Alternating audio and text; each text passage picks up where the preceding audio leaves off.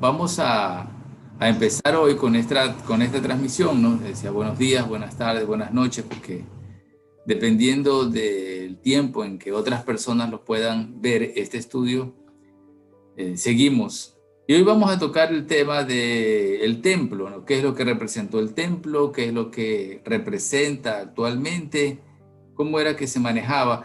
Sin hacer, ¿verdad? De forma exhaustiva una descripción de lo que sucedía en el templo, cómo era el templo, vamos a tratar de indicar el uso que se le daba y qué es lo que representó a Jesús, el templo, y qué relación tuvo el templo con Jesús. Cuando decimos el templo, pues nos referimos al templo de Jerusalén, aquel que fue pues derrumbado y reedificado 3 veces, y pues que en la actualidad solamente queda las ruinas de aquel templo, el muro de los lamentos en Jerusalén. Y vamos a Mateo 12:6, donde dice lo siguiente en la relación del templo, porque uno pregunta, ¿quién es mayor, el templo o Jesús? Y en Mateo 12:6, si me ayudan con la lectura, por favor, ¿qué dice? Mateo 12:6. ¿Ya lo tienes? Pues si no... Amén. Leo, pues os digo que uno mayor que él, que el templo está aquí. Ok. Que uno mayor que el templo. Sí, pues os digo, dice que uno mayor que el templo está aquí. O sea, Jesús dice que Él es más importante que el templo. ¿Ok? En este capítulo 12, pues Mateo narra acerca de cómo a Jesús le estaban pues criticando el hecho de que Él en día de reposo, en Shabbat, había realizado pues unos milagros, ¿no? Entonces decía, ¿cómo es que es posible que puedan ser, ¿no? Y fundamentalmente en este tema específico, si leemos desde el 1 en adelante, nos indica acerca de que los discípulos habían tenido hambre y comenzaron a arrancar espigas a trillar y a comer. Entonces eso era como un trabajo, y como era Shabbat no se podía trabajar. Entonces los fariseos le reclaman a Jesús y le indican de que por qué sus discípulos hacen algo que es ilícito, como trabajar, ¿no? Entre comillas, en el día de reposo. Entonces él le indica pues que David, cuando él llegó y con su ejército comieron el pan de la proposición, que no era lícito, pero era necesario. Aquí está hablando el Señor de que más importante es la misericordia que cumplir una ley o un estándar. Entonces, él indica, pues, y leo el anterior, el versículo 5, y dice, ¿o no habéis leído en la ley como en el día de reposo los sacerdotes en el templo profanan el día de reposo y son sin culpa?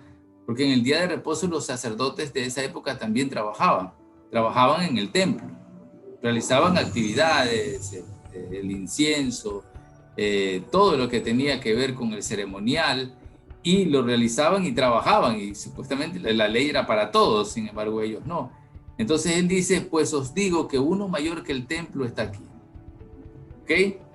Y el 7 dice, y si supieras qué significa misericordia quiero y no sacrificio, no condenarías a los inocentes. Por cumplir la ley, por cumplir ciertos preceptos, olvidamos que lo fundamental es la ley del amor, y dentro de esta ley del amor está la misericordia. E indica a Jesús en primer lugar que Él es mayor que el templo. Ahora, ¿cómo era el templo en su momento cuando llegó Jesús?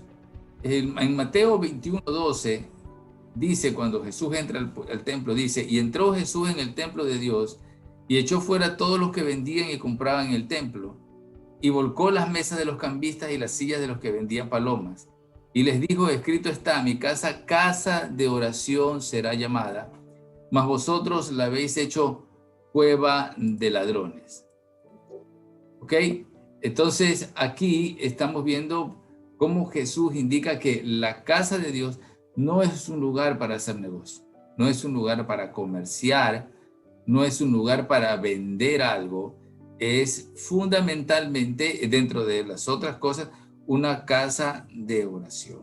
Por eso es que él se molestó en gran manera, porque el templo se había convertido en un mercado, ¿no? No en una casa de oración. Tampoco el templo es un lugar de espectáculos para entretener a nadie. El templo es una casa de oración.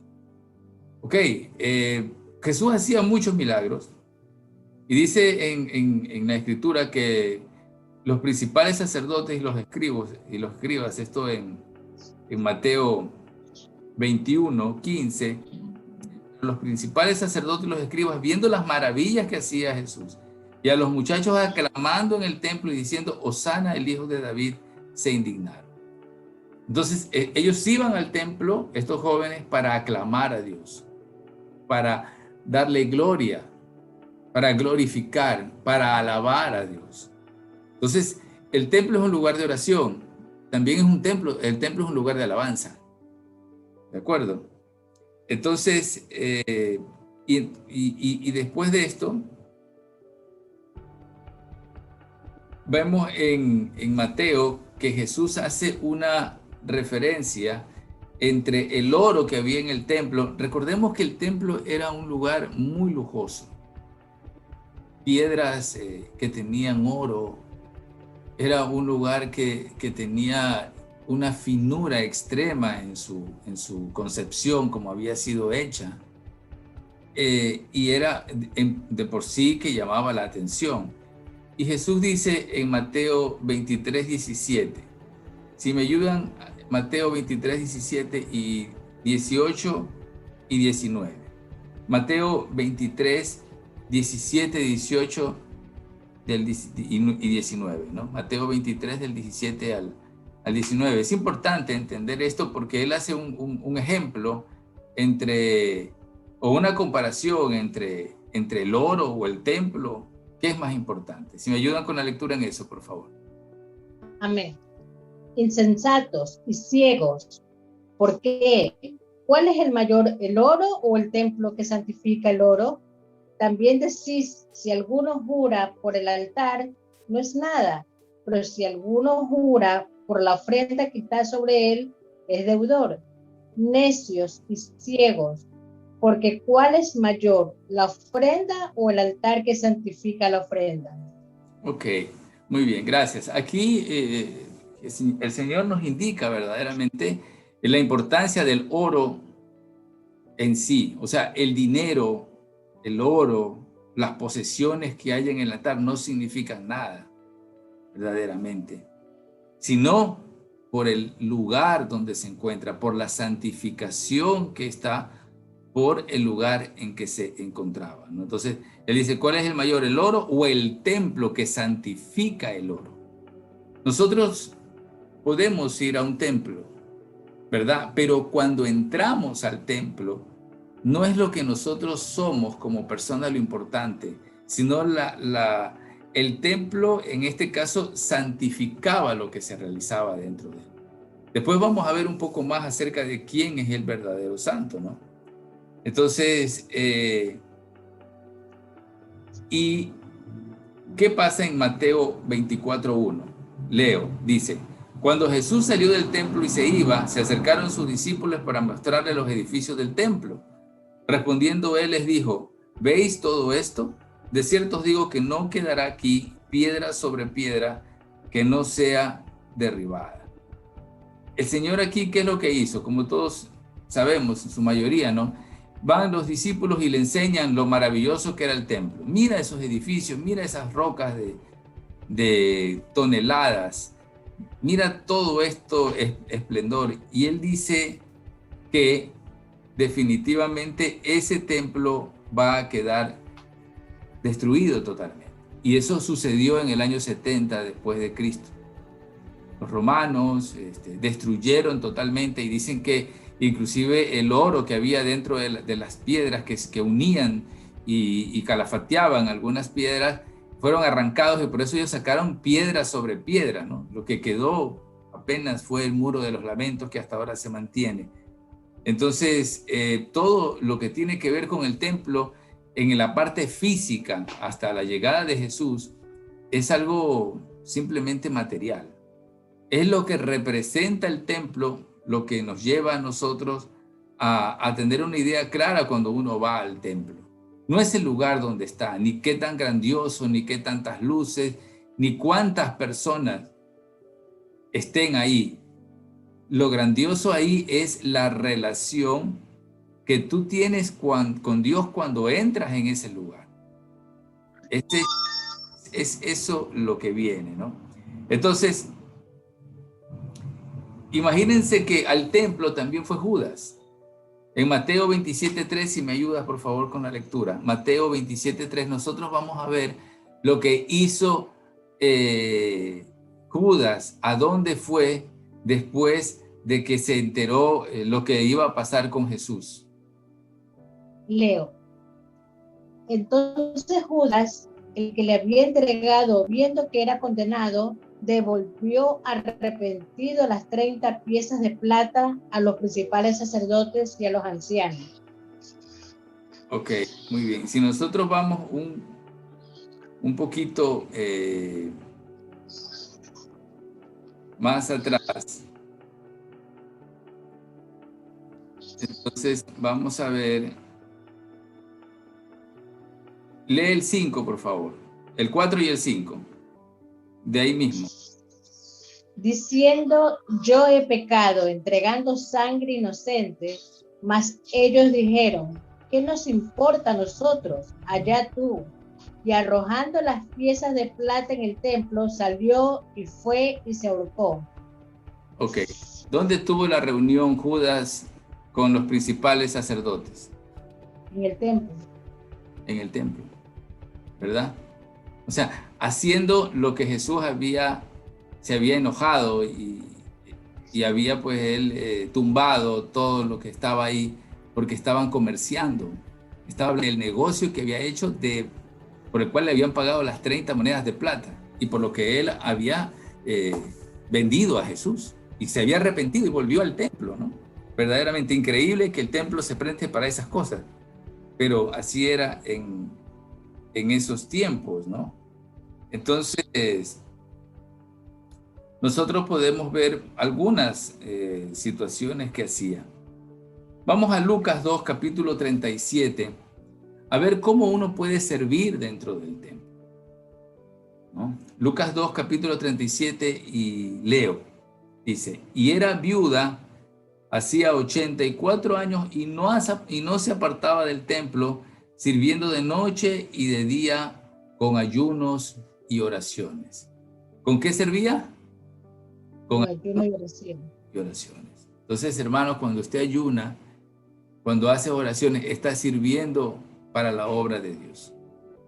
Aunque lo haga en su casa, aunque no sea grandilocuente, aunque no esté transmitiéndose por algún medio, su oración, su ayuno, el Señor la ve y es un servicio a Él. Como hablaba en el caso de esta viuda.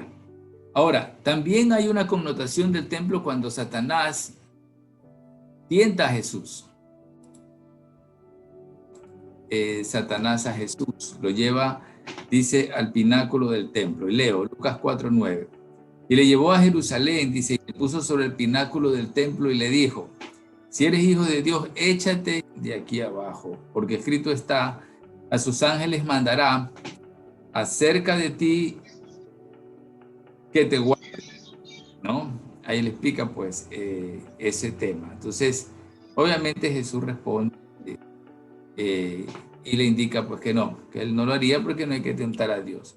Entonces, pero el punto está en que también Satanás utilizaba el templo para tentar, entonces lo lleva al pináculo del templo, ¿no? Para decirle, bueno, a que te llevo al lugar más alto que hay físicamente para que tú demuestres que eres Dios haciendo un milagro sobre ti, ¿no? Entonces, también vemos que el templo se utilizaba para orar. En Lucas 18 dice, 2 hombres subieron al templo a orar, uno era fariseo y otro publicano, ¿no? La gente normalmente oraba en el templo a cualquier hora. El templo siempre estaba abierto, dispuesto para que las personas vayan a orar. Entonces, también cuando Jesús es llevado a los cielos, después, vamos a ver qué es lo primero que hicieron después de que los discípulos y otros más que vieron a Jesús en su asunción al cielo, ¿qué es lo que hicieron? Y leo en Lucas 24:50, dice, y los sacó fuera hasta Betania, y alzando sus manos los bendijo, y aconteció que bendiciéndolos se separó de ellos y fue llevado arriba al cielo. Ellos, después de haber adorado, volvieron a Jerusalén con grande gozo y estaban siempre en el templo, alabando y bendiciendo a Dios. Amén. ¿Qué pasó cuando ellos, a dónde fueron ellos cuando vieron que Jesús había subido al cielo, había ascendido al cielo? Era específicamente, ¿no? Fueron a adorar al templo, fueron a bendecir a Dios por lo maravilloso que había acontecido, ¿no? Entonces, recordemos también que Jesús había dicho que el templo iba a ser destruido, ¿no? En Juan 2:19 explica un poquito más y dice, les dijo, destruid este templo y en 3 días lo levantaré. Dijeron los judíos, en 46 años fue edificado este templo y tú en 3 días lo levantaré. Mas él hablaba del templo de su cuerpo, ¿no? Recordemos que ya en un principio pues él había dicho de que mayor que el templo es él. Entonces él hablaba de su templo, ¿no? Entonces, ¿qué pasó y cómo adoraban los primeros cristianos en las primeras congregaciones y cómo lo hacían en un principio, ¿no? Vamos a ver en Hechos 2:48 lo que dice. Y sobrevino temor a toda persona y muchas maravillas y señales hechas eran por los apóstoles. Todos los que habían creído estaban juntos y tenían en común todas las cosas, vendían sus propiedades y sus bienes, repartían a todos según la necesidad de cada uno, y perseverando unánimes y perseverando unánimes cada día en el templo y partiendo el pan en las casas, comían juntos con alegría y sencillez de corazón. O sea que ellos iban al templo todos los días y celebraban la Pascua en las casas.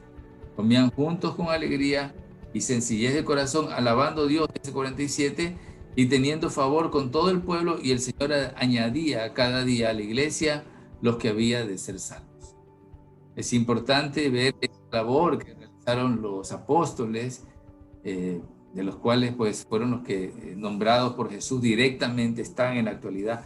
No creemos de que hayan nuevos apóstoles, porque estos fueron los que directamente tuvieron una relación con Dios, a excepción de Pablo, que fue llamado el abortivo por él mismo, porque él no vivió ni vio a Jesús directamente, pero sí tuvo un trato directo con él y fue la excepción de la regla.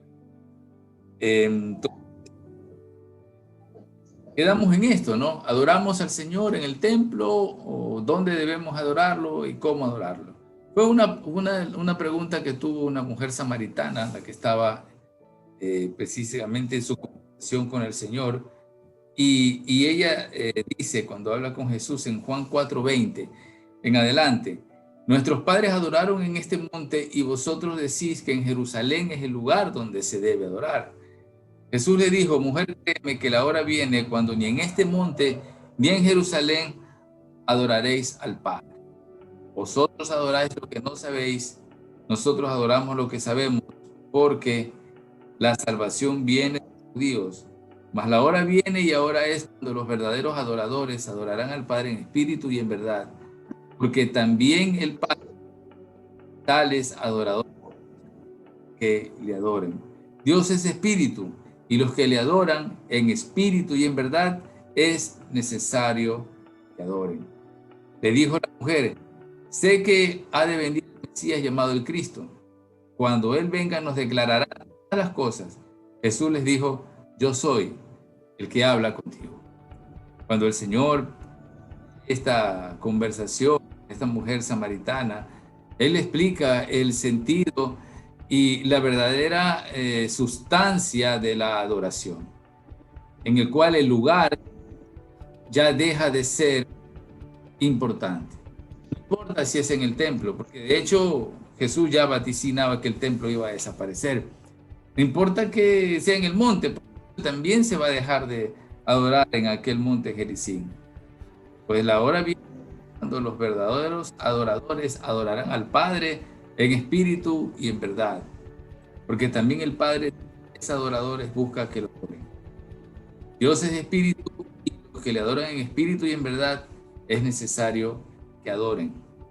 En espíritu, o sea, espiritualmente, no adorar para que los demás te vean, no adorar por cumplir una ordenanza, que tengo que hacer esta oración porque ya tengo mi devocional a esta hora específica y tengo que cumplirla.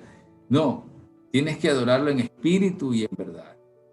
Que desees adorar, que lo hagas con verdad, que adores al Señor con integridad en tu corazón, con el deseo de adorarlo. No por cumplir una hora determinada o un precepto o una norma que ha sido dada por algún hombre en particular, en alguna estructura religiosa que se llame, sino porque tu deseo de tu corazón, de tu espíritu, es adorarlo al Señor. Es predisponer tu espíritu, dejar absolutamente en segundo plano, dejarlo todo en ese momento, pues atrás para enfocarte en el Señor y poder adorarlo con verdad, verdaderamente adorarlo, sinceridad, con realidad, como yo les decía en un momento, es lo que busca el Señor. Si bien es cierto, hay lugares, ¿verdad? En la actualidad podemos ir, donde podemos reunirnos con hermanos, donde podemos compartir con ellos, donde podemos establecer una relación y en este lugar hay música de adoración, hay una palabra, porque en el templo también se enseñaba, Jesús mismo enseñó en el templo y los maestros enseñaban en el templo la Torá. En la actualidad también podemos aprender en el templo, pero fundamentalmente lo que espera el Señor de nosotros es que lo adoremos en espíritu y en verdad, independientemente de donde estemos. Que no sea una música un poco sensible la que nos sensibilice a nosotros. No tenemos que rodearnos de una atmósfera artificial, porque la adoración debe nacer de la necesidad interior que tiene el individuo de conectarse con Dios, de entender que es nuestro Padre y que es el único que nos puede perdonar a través o por causa de Jesucristo, quien murió por nosotros y se llevó con él todos los pecados de la humanidad. Entonces, la adoración que tenemos no depende del templo, depende de nosotros. El nivel de adoración no depende de qué tanto sepamos de la Biblia, sino en qué tan predispuestos de espíritu estamos para poder conectarnos sinceramente con el Señor con nuestras propias palabras. No se trata de hacer una oración repetitiva, porque las vanas repeticiones también no son cosas que agradan al Señor, como vemos en Mateo capítulo 6. Lo que busca especialmente el Señor es eso, nuestro corazón, nuestro espíritu, y de esta manera poder tener una relación directa con nosotros. El Señor quiere que tengamos una relación diaria, no solamente instantes o una vez por semana, sino durante cada día, durante cada hora, para tener a Él presente en toda situación y en todo momento. Bueno, vamos a dejarlo aquí de tiempo y la próxima semana vamos a seguir con el tema de Jesús como el templo y también nuestro cuerpo como templo del Espíritu Santo. Los invito para la próxima semana a poder seguir con este estudio. Espero les haya gustado y hayan conocido un poco más cómo es el Señor específicamente, para tener una buena relación con Él. Él no es un Dios tan ceremonial. Jesús se reunía con gente de cualquier nivel y Dios es así. Dios no ve las apariencias, sino lo que hay en el corazón de cada persona. Vamos a orar. Señor, gracias por esta oportunidad que tenemos para conocerte un poco más. Y venimos nosotros en este momento postrados a ti, en nuestro espíritu, diciéndote que de hecho no valemos nada, pero tu misericordia y el amor que tú tienes es lo que nos da valor para seguir viviendo. Es saber, Señor, tu bendito amor, tu magnífica misericordia, el perdón que tú tienes en tu corazón y tantas cosas maravillosas que tú tienes, Señor, para darnos, lo que nos anima a entregarnos a ti, a darnos una vez más cuenta de que sin ti no somos nada y nada podemos hacer. Humildemente venimos, Señor, como un pecador arrepentido para pedirte perdón por los pecados del día, aquellos de obra, aquellos de omisión, aquellos que consciente o inconscientemente hemos realizado, porque todos somos pecadores, Señor, y nadie es verdaderamente una persona que se merezca estar frente a tu presencia. Pero venimos a ti hoy. Venimos para que nos hagas una nueva persona, para que nos laves, Señor, con la sangre bendita de Jesús, nuestros pecados, nuestras concupiscencias, nuestros errores, Señor. Y de esta manera seamos parte de aquellos que están escritos en el libro de la vida. Sabemos que está en contra de los que aman a Dios y a Jesús y al Espíritu Santo. Sabemos que está condenado a la perdición, pero en medio de ellos podemos estar, y toda persona que se pueda arrepentir, Dios está con los brazos abiertos para poder recibir a esta persona. Gracias, Señor, por aquellos que en este momento se han arrepentido y han entendido que no hay otra mejor manera de vivir que abrirle su corazón a Jesús. Gracias porque en ti hay vida, en ti hay esperanza, en ti hay amor, y solamente en ti se puede encontrar eso hasta la eternidad. Gracias, Señor, y en el nombre de Jesús hemos orado por ti. Amén. Amén. Amén. Ok, bueno, gracias con los inconvenientes que hemos tenido tecnológicos, pero seguimos adelante. Así que nos veremos hasta Muy bien. semana. Ok. Ñaño, pasa bien. Saluda a Chao. Lilian. Chao, Ñaño. Okay. Llega.